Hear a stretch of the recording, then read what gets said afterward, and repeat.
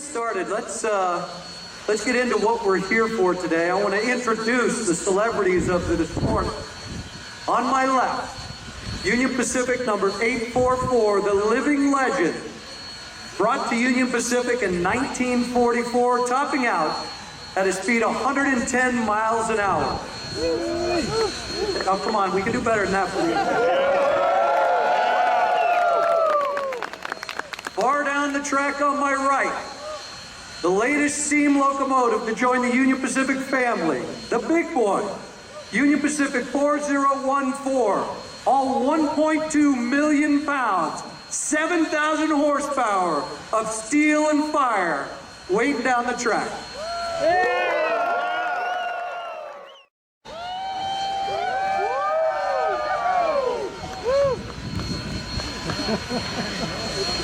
Oh, that's a good shot. Oh, am I in the right? No. You got a hard one. I got to kick the two. It looks like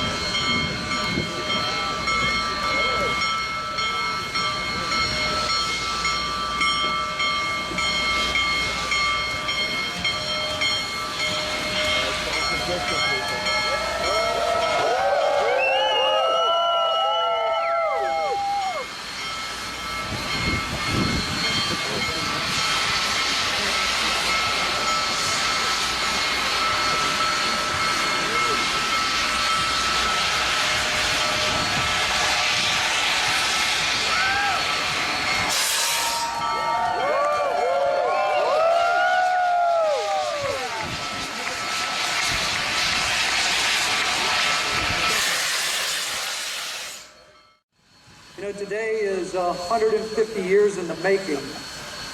It's the culmination of what we learned as school children in our history class, the connecting of East and West. It goes all the way back to 1862. President Abraham Lincoln signs into existence the Union Pacific Railroad at one of the darkest moments in our nation's history.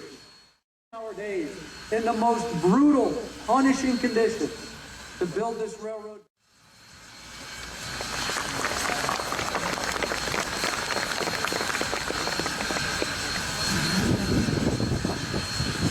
I'm so sorry, the governor reminds me.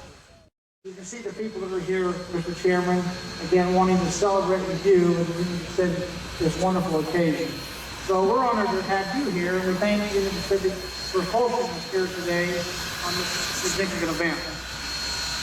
Now, as most of you know, I'm big into economic development, and I just ought to say, along with our transportation system, we forget sometimes the significant role that the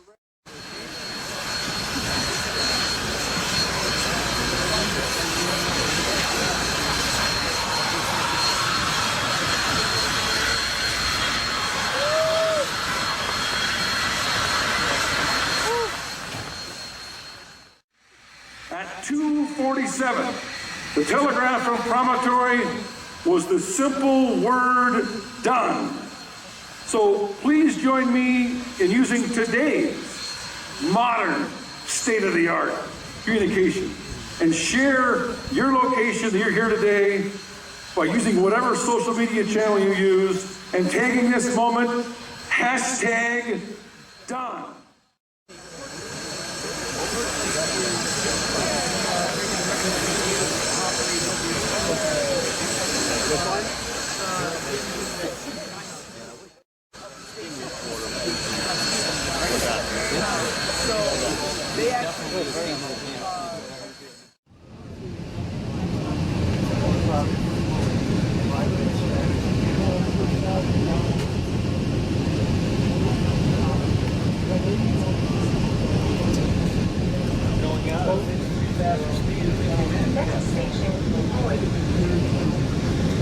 Please use caution moving between cars.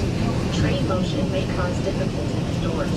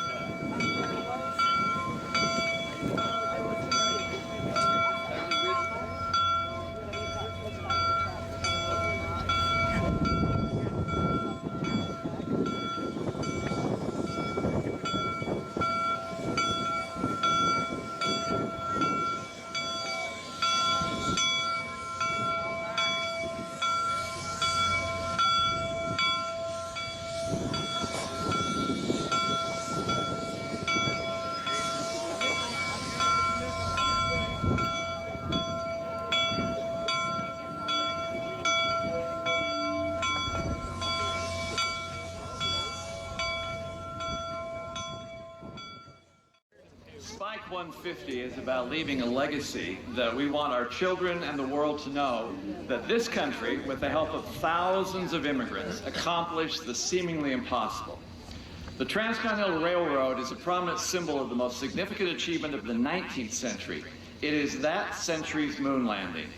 The rail system shortened a trip across the plains that took months, and my ancestors had to walk every step of the way, down to 5 to 6 days. The date is May 10th, 1869. The place is Promontory Summit, Utah. An unlikely spot for the culmination of an undertaking that'll mark the ending of the Old West and the beginning of the new. But they have come, the famous and the unknown, the wealthy and the poor, the laborer and his boss. And so a nation, as well as the spectators gathered here await, as the drama of men's hopes, prayers, and dreams began to unfold on this 10th day of May, 1869, and you are here. Ladies and gentlemen, on behalf of the officials of both railroads, the Union Pacific and the Central Pacific, I bid you welcome.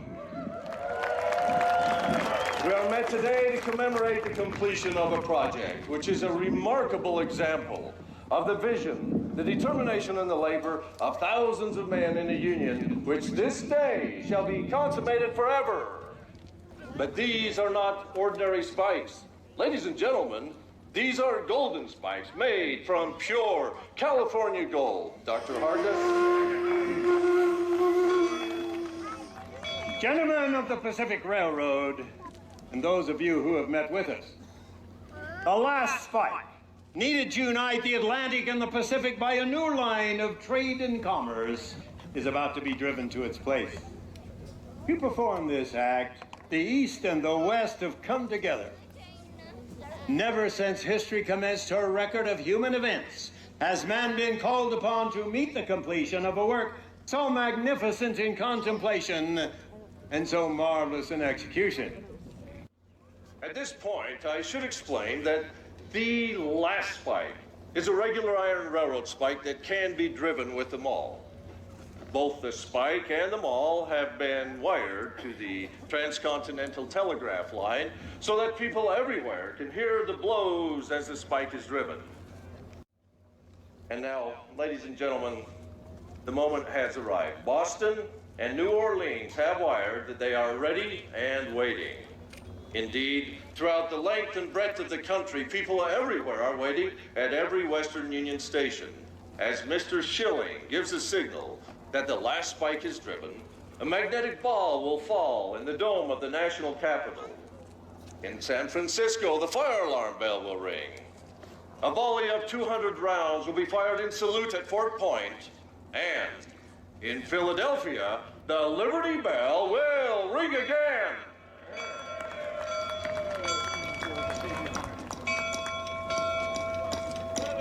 We're ready. Promontory to the country, all ready now. Dr. Durant has adjusted the spike. The spike will soon be driven. The signal will be 3 dots for the commencement of the blows. All right, Governor. Oh!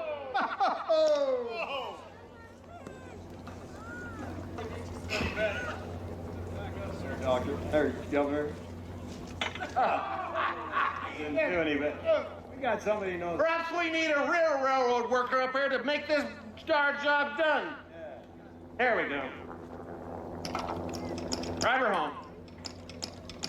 That's it. Promontory to the country. Bulletin D O N E done.